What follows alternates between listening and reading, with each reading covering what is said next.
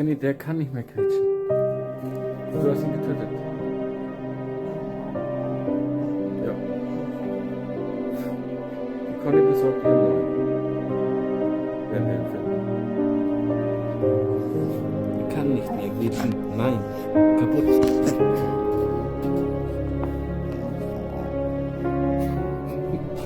Ja, quietschen.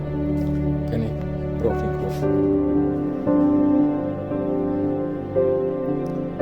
Toll, du hast es gemacht. Sehr klug. Woher wissen wir jetzt, wo er...